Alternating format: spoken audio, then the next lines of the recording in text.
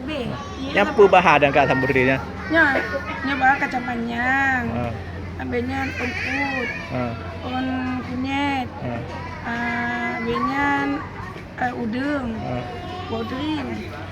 Botong apa lagi? Cawing. Botong cawing, botong tunyok. Oh, petrung pun ah.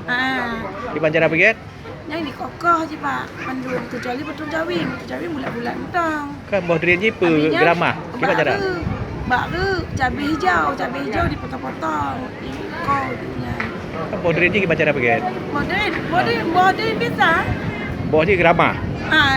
Lagi apa? Dengan santan. Dengan santan. Itu kalau yang agak masuk kena ke blender.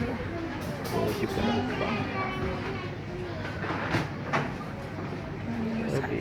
Kunyit. Ada apa aja yang kak? Dia ke mama memang lengkap dia cebaran.